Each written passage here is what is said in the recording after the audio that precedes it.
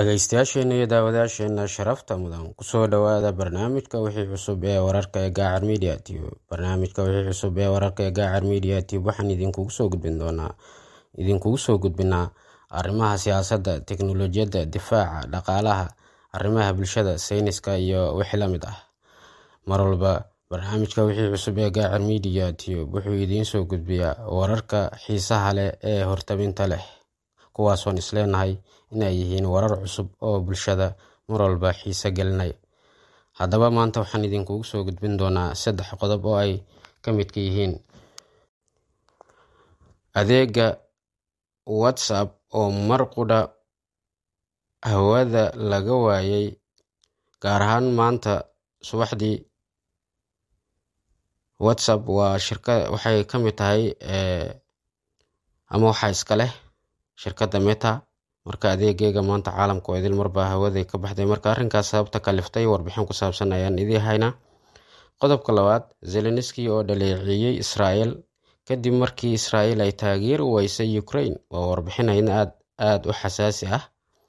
Qodobka saddexaad, madaxweynaha Faransiiska oo ku baaqay in baadariga kaniisadda Katolika Rome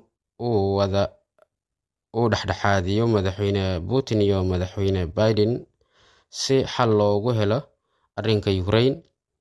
Haddaba dhagaystayaasheena iyo daawadayaasheena sharafta mudan, intaanan u guda galin faahfaahinta warbixintaas, fadlan waxaan idinka codsanaynaa subscribe, like, share iyo follow inaad ahdaan page-ka iyo channelka Gaacar Media Tube ee aan ku kala leenahay Facebook iyo YouTube-ka. Waa mahadsantiin. Aan ku bilowno. Adeega WhatsApp oo saacada ka maqnaa caalamka oo dhan maanta subaxii.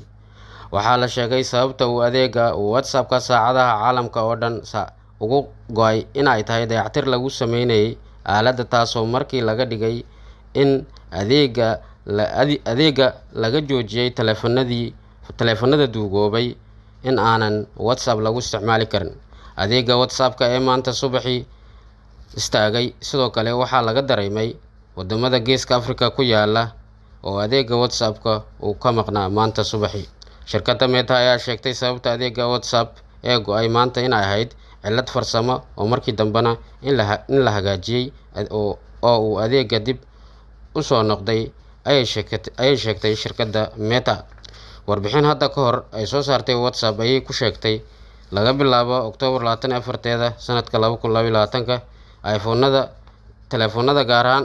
telefoonada iPhone-ka gaar ahaan iPhone S10 iyo 11, iPhone 5s iyo iPhone 6 iyo iPhone 6s inay la soo darsi doonto cillad xagga adeega ah.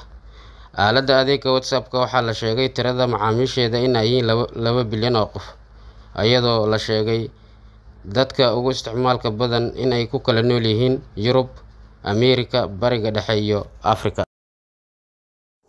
Qodobka labaad ee barnaamijka wixii cusub aan idinkugu soo gudbinayna wuxuu yahay Zelensky oo dhaleeceeyay dhexdhexaadnimada Israel ee dagaalka Ukraine iyo Ruushka. Madaxweyne Vladimir Zelensky ayaa sheegay Israel inay kala doorto Ruushka ama Ukraine, isagoo madaxweynuhu dhaleeceeyay dhexdhexaadnimada Israel ee dagaalka. Madaxweyne Zelensky ayaa yidhi, mas'uuliyiinta Israel in aysan taageerin Kiev maadaama go'aan ay ku gaareen waxay fursad siiyeen oo ay xoojiyeen xiriirka difaaca Ruushka iyo Iiraan ka dhexeeya. Zelensky oo hab video ama muuqaal ah kaga qayb galaya kulan uu soo diyaariyay jaraa'idka Haaretz ee laga leeyahay dalka Israel ayuu ka sheegay sidan: haddii Israel ayna taageeri lahayd oo na caawin lahayd weerarka Ruushka uu noogu adeegsanayay droonta ee cidna wadin ee Iiraan maysan dhacdeen. Tehran iyo Moscowna xidhiidh ma dhexmareen. Siyaasiyiintiina hal go'aan ah haddii ay gaari lahaayeen waqtigaas, isbahaysigoodana si fudud kuma samaysmeen. Waqti hore ayaa la go'aamiyay ayaan filayaa. 2014 Ruushku markuu weerarka ku soo qaaday Ukraine maxay ahayd, ayuu yidhi madaxweynuhu, asagoo ku daray si aan loogu caraysiinin Kremlin-ka si sax ah looga caawinin Ukraine. Go'aan lagu gaaray in Moscow iyo Tehran uu isbahaysi uu dhexmara ayay ka dhigtay, ayuu yidhi. Taariikhdu markay ahayd 3 Maarch sanadka 2022 markii Ruushka uu weerarka ku qaaday dariskiisa. Kadib Israa'iil waxay adkaysay shuruucda hubka dalkeeda si aysan Ukraine uga caawinin gantaalada, dronisyada cidna wadin, raadarada, diyaaradaha wax basaasa iyo agabyo kale oo difaac. Ha ahaatee, waxaa la soo sheegayaa dhexdhexaadnimada Israa'iil ee hadda in ay isku beddeshay in ay cambaarayso Ruushka, laakiin Israa'iil hadda si cad ayay u sheegtay in wax taageero hub ah aysan siinaynin Ukraine.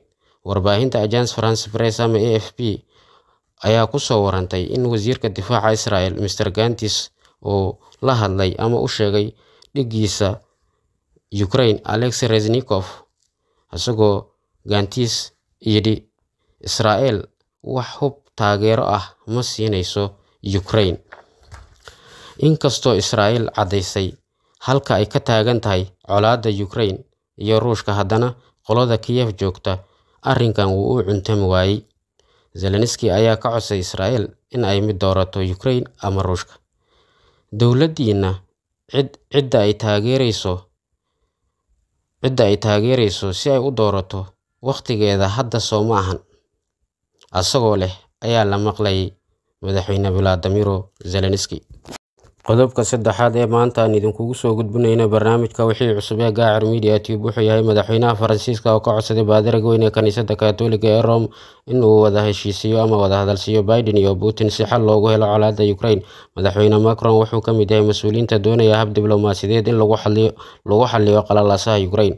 Waxaa la soo sheegay in Macron uu aaminsan yahay in baadariga uu cadaadis saari karo madaxweyne Joe Biden. Sida jaraa'idka Paint uu qoray, Mr. Macron ayaa ka codsaday baadariga kaniisadda Kaatooliga Rome mar uu kula kulmay Rome in uu wada hadalsiiyo labada mas'uul waa Putin iyo Biden. Codsiga Macron ayaa ah si loo xoojiyo dadaallada nabadeed ee Ukraine iyo Ruushka. Baadariga Faransiiska in uu isugu yeero madaxweyne Putin, baadariga kaniisadda Orthodoxiga Ruushka Baadari Kirill iyo madaxweyne Biden, sida ay muujinayso warbixinta AFP. Waxaa xigtay in Macron uu yidhi in uu aaminsan yahay baadariga kaniisadda Kaatooliga Rome Mr. Francis in uu cadaadis saari karo madaxweyne Joe Biden. Sidoo kale, madaxweyne Macron ayaa sheegay in ay kalsooni ka dhaxayso baadariga kaniisadda Rome Baadari Francis iyo madaxweynaha Mareykanka Joe Biden. Madaxweynaha Faransiiska markii uu ka qayb galay shirka nabadda ee lagu qabtay caasimadda Talyaaniga Rome kadib dib ayuu ugu laabtay ama ugu noqday Paris. Waxaa xusid mudan markii uu bilowday ololihii duulaanka Ruushka uu ku qaaday Ukraine, qalalaasihii ka dhashay si diblomaasiyadeed ama qaab diblomaasiyadeed in lagu xalliyo. Mas'uuliyiinta dadaalka dheer u galay inuu ka mid yahay Mr. Macron, isagoo la hadlay xiriir toos ahna la sameeyay madaxweyne Putin. Dhagaystayaasheena iyo daawadayaasheena sharafta mudan, intaa waxaa inaga eeg barnaamijka wixii cusub ee falanqaynta wararka ee Gaacer Media Tube. Barnaamijka kan xiga intaan ku kulmi doono